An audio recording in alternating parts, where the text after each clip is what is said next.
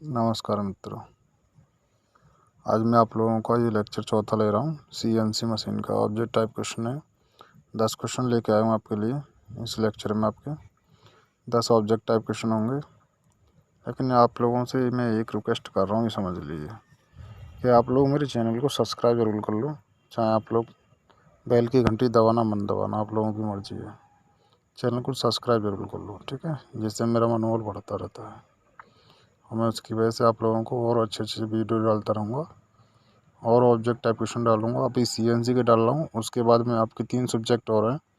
Metrology, ठीक है, metrology subject आपकी उसके भी डालूंगा, और उसके बाद 2 सब्जेक्ट और बनती हैं आपकी, ठीक है, उन दोनों सब्जेक्ट के भी मैं आपके ऑब्जेक्ट टाइप क्वेश्चन डाल दूँगा। लेकिन आप लोग चैनल को सब्सक्राइब करो बस, ठीक है। बेल की घंटी दबा दोगे तो आपको नोटिफिकेशन मिलता रहेगा, नहीं दबाओगे तो कोई नोटिफिकेशन नहीं मिलेगा। सब्सक्राइब कर लेने का कोई पैसा थोड़ी लगता है यार, आप लोग इतनी कंजूसी करो सब्सक्राइब करने में। सब्सक्राइब करो चैनल को, ठीक है। चलो अगले क्वेश्चन पे आते हैं हम। पहले क्वेश्चन है आपका, पहला वाला क्वेश्चन है जिसमें 4 ऑब्जेक्ट है आपके। पहला क्वेश्चन क्या है देख लीजिए। पंच टेप रीडर होता है, ठीक है। पंच टेप रीडर क्या होता है, ये क्वेश्चन है, पूछ रहा है उसके बारे में। पंच टेप रीडर क्या होता है? यांत्रिक टेप रीडर होता है, वायवीय टेप रीडर होता है, या ऑप्टिकल टेप रीडर होता है, या सभी? देखो, पंच टेप रीडर क्या होता है, वो यांत्रिक टेप रीडर भी होता है, वायवीय टेप रीडर भी होता है, और ऑप्टिकल टेप रीडर भी होता है। ये तीनों गुण होते हैं पंच टेप रीडर के अंदर, ठीक है। इसलिए कौन सा ऑब्जेक्ट सही है आपका? डी ऑब्जेक्ट सही है, इसमें सभी आएगा, ठीक है। अगला क्वेश्चन पे पहुँचते हैं हम। डेटा बफर होता है, डेटा बफर, डेटा के बारे में आप लोग जानते हो ना, तो उसी डेटा के बारे में बात कर रहे हैं। डेटा बफर होता है, क्या होता है? स्थायी मेमोरी होती है डेटा बफर, अस्थायी मेमोरी होती है, ए और बी दोनों होते हैं, या डी वाला ऑब्जेक्ट है इसमें, इनमें से कोई नहीं। 4 ऑब्जेक्ट होते हैं आपके, तो इसमें क्या है आपका सेकंड वाला ऑब्जेक्ट सही है आपका, बी वाला जो है अस्थायी मेमोरी होती है। डेटा बफर क्या होता है? अस्थायी मेमोरी होती है। डेटा आपको पता कभी ज़्यादा हो जाता है, कभी कम हो जाता है, ठीक है ना, तो ये अस्थायी मेमोरी होती है डेटा बफर, ठीक है। नेक्स्ट क्वेश्चन पर अगले को चलते हैं। प्रोसेसर किसका अंग होता है? प्रोसेसर, ठीक है, ध्यान रखो, प्रोसेसर के बारे में हम जानते हैं ना। प्रोसेसर देखा आप सब लोगों ने, किस में होता है? कंप्यूटर में होता है। Machine control unit, tape reader, code reader, या रीडर यूनिट, कौन से का होता है आपको? ठीक है, आपका प्रोसेसर किसका अंग होता है, ठीक है। आप लोगों ने सबने कंप्यूटर के बारे में पढ़ा है, थोड़ा बहुत तो जानकारी की होगी, उसी से रिलेटेड क्वेश्चन है। क्या होता है बताइए? मशीन कंट्रोल यूनिट होती है, मशीन को कंट्रोल करता है, या टेप रीडिंग करता है, या कोड रीडर होता है, कोड को रीड करने वाला कोड रीडर होता है, ठीक है, या रीडर यूनिट होता है, या रीड करने वाली कोई यूनिट होती है, ठीक है। तो बताओ क्या होता है, ठीक है, आप लोगों ने पढ़ा, बताओ क्या होता है? तो क्या होता है? मशीन कंट्रोल यूनिट होता है हमारा। प्रोसेसर किसका अंग होता है?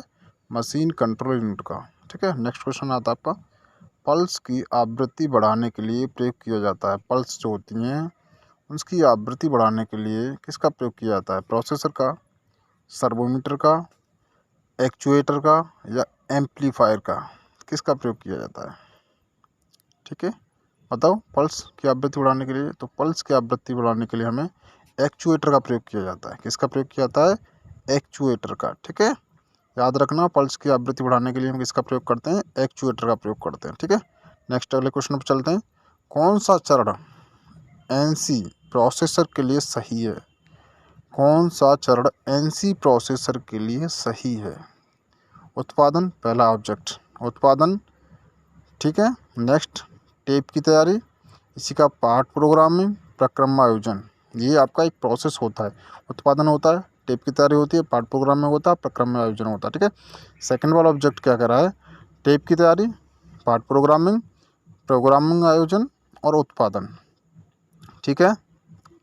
नेक्स्ट सी वाला क्या कर रहा है आपका? पार्ट प्रोग्रामिंग, टेप की तैयारी, उत्पादन, प्रक्रम आयोजन, ठीक है। अगला वाला ऑब्जेक्ट क्या करता है? डी ऑब्जेक्ट है, प्रक्रम आयोजन। पहले प्रक्रम किया जाता है, उसका पार्ट प्रोग्रामिंग की जाती है, फिर टेप की तैयारी होता है, फिर उत्पादन होता है। तो यही कुछ हमारा ऑब्जेक्ट सही है। डी वाला ऑब्जेक्ट बिल्कुल सही है, क्योंकि पहले हम किसी चीज़ को बनाने से पहले उसका प्रक्रम आयोजन करते हैं कि किस तरह से हमें उसको बनाना है, प्रोसेस कैसे करनी है। उसके बाद पार्ट प्रोग्रामिंग करते हैं सीएनसी में, कि पार्ट बनाने के लिए प्रोग्रामिंग करना है, फिर टेप की तैयारी करते हैं और फिर उत्पादन निकल आता है हमारा, ठीक है। तो कौन सा सही है हमारा? डी वाला, 5वें का बिल्कुल डी हमारा करेक्ट है। ठीक है, तो नेक्स्ट क्वेश्चन है आपका 6 क्वेश्चन है, निर्देशांक तंत्र में जेड अक्ष होता है। निर्देशांक तंत्र में जेड अक्ष होता है, क्या होता है? स्पिंडल गति, कार्यखंड, कार्यमेज या मुख्य स्पिंडल। ठीक है, कौन सा? मुख्य स्पिंडल। क्या होता है बताइए? तो क्या होता है बेटा इसका? इसका होता है डी ऑब्जेक्ट, बिल्कुल सही, मुख्य स्पिंडल। क्या होता है? मुख्य स्पिंडल, इसका बिल्कुल सही है। ठीक है, अगले क्वेश्चन में पहुंचते हैं। 7वां क्वेश्चन है, एक्स अक्ष होता है। एक्स अक्ष होता है, क्या होता है? एक्स अक्ष क्षैतिज एवं कार्यमेज के समांतर, ऊर्ध्वाधर एवं कार्यमेज के समांतर। सी ऑब्जेक्ट आपका क्षैतिज एवं कार्यमेज के लंबवत, और डी ऑब्जेक्ट आपका ऊर्ध्वाधर एवं कार्यमेज के लंबवत। ठीक है, 4 ऑब्जेक्ट हैं आपके पास। 4 ऑब्जेक्टों में से कौन सा सही है?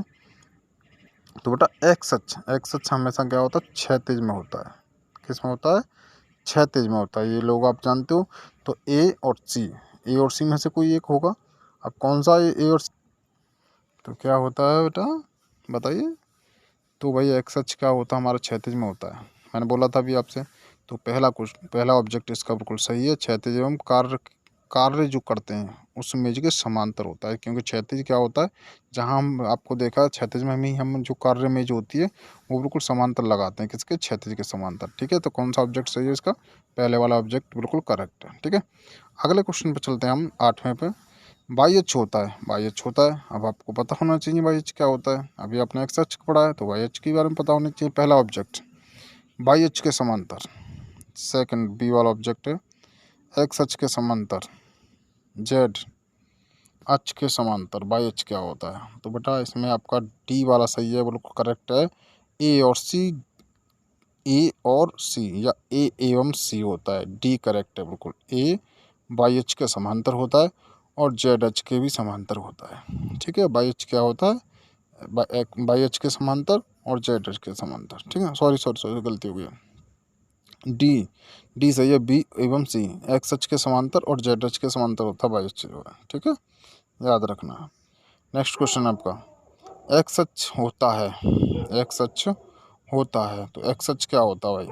क्षैतिज, कार्यमेज के समांतर, क्षैतिज एवं कार्यमेज के समांतर, या इनमें से कोई नहीं। ठीक है, तो बताइए 9वें का क्या आंसर होगा? क्या होगा बताइए? एक्स अक्ष होता है, क्षैतिज होता है, कार्यमेज के समांतर होता है, या क्षैतिज एवं कार्यमेज के समांतर होता है, या इनमें से कोई नहीं होता है। बताइए क्या होता है? तो बेटा क्या होता है? सी ऑब्जेक्ट इसका बिल्कुल सही है।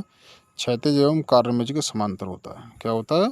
क्षैतिज एवं कार्यमेज के समांतर। क्या? एक्स अक्ष होता है क्षैतिज और कार्यमेज के समांतर होता है। एक्स अक्ष क्षैतिज एवं कार्यमेज के समांतर, याद रखना इस चीज़ को। ठीक है, अगला वाला 10th नंबर का जो क्वेश्चन है, स्लाइड की गति को निर्धारित करते हैं। स्लाइड की जो गति होती है उसको निर्धारित करते हैं। किसके द्वारा निर्धारित कर रहे हैं?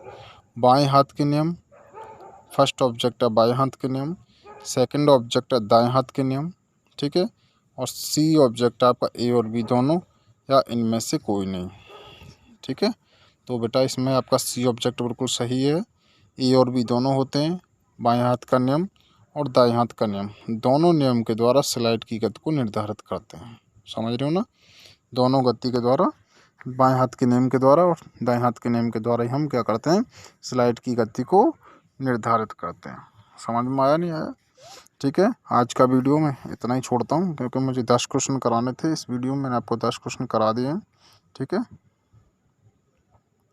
तो आप लोगों को कोई प्रॉब्लम नहीं होगी। इन 10 क्वेश्चनों को आप लिख लीजिए और पढ़ लीजिए, याद कर लीजिए।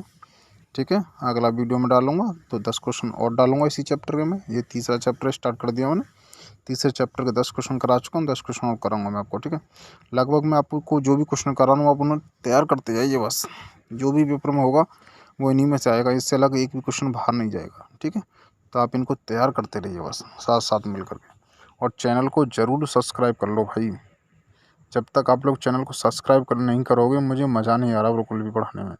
आपको मैं पढ़ाऊँगा, बहुत अच्छे से पढ़ाऊँगा और सारी वीडियो डालूँगा। यही सब्जेक्ट नहीं, और भी 3 सब्जेक्ट हैं उनकी भी वीडियो डालूँगा आपको मैं। लेकिन चैनल को सब्सक्राइब करो कैसे भी, 6 सेमेस्टर वाले जितने भरे हैं सब सब्सक्राइब करो, और अपने दोस्तों के पास भी इसको शेयर करो वीडियो को, ऑब्जेक्ट टाइप को, क्योंकि सभी दोस्तों को पास कराना है, समझ रहे हो। क्योंकि ऑब्जेक्ट टाइप क्वेश्चन बहुत टेढ़ी की है, जो क्वेश्चन करोगे गलत हो गया तो गलत और सही हुआ तो सही, इसलिए आप लोगों को कुछ नहीं करना है। मेरी वीडियो देखो और शेयर करो अपने दोस्तों के पास, जितने लोगों के पास शेयर करोगे उतने लोग पास होंगे आपके, समझ रहे हो। तो ठीक है, बाय बाय।